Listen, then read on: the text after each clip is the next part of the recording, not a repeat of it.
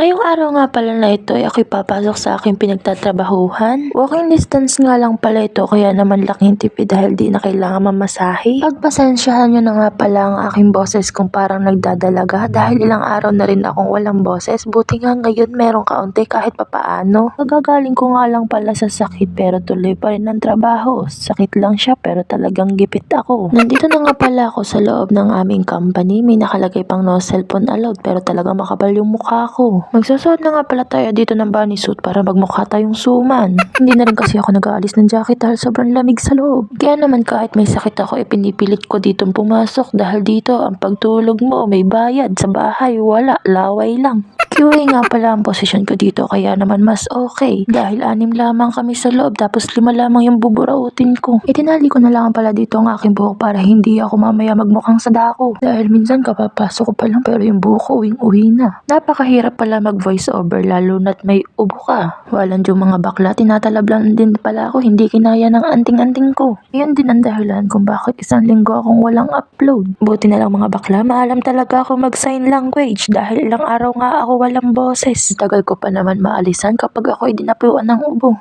Pera nga pala yung hinahanap ko pero sakit yung nakuha ko. O diba napakaswerte ko talaga. Sabi nga ng mga katrabaho ko ay magpahinga muna ako. Sabi ko dito na lang ako matutulog dahil may bayad dito yung pahinga ko. Kagaling din naman siguro itong lagnat ko pero sa araw siguro yun ang sahod. Ang motto ko ay pagpaldo na ako ay papahinga ko. O diba talaga namang mukhang pera ka kahit mauutas ka na. Huwag kayong mag-alala dahil hindi naman ako ganun kasipag katulad ng iniisip nyo. Hanggat maaari kasi gusto ko green attendance ko hindi namumula na parang mandirigma. Pasok na nga pala ako din sa loob ng area ko. Ari yung air blower nila, diba napakasyala. Ari nga pala yung ginagawa ko din pero bago ang lahat ito may baon muna akong kating ko dahil nga inuupo pa ako. Isa nga rin pala itong kating kong ito sa panlaban sa antok ko. Dati puro pabango ang dala ko, ngayon puro bigsat kating ko na. Maramdaman mo talaga ang pagkaedad mo pag puro kating ko na yung dala mo. Mayo nga lang ata ako din ng paghihilot ng leeg ko. Okay lang mga bakla dahil may bayad naman yan.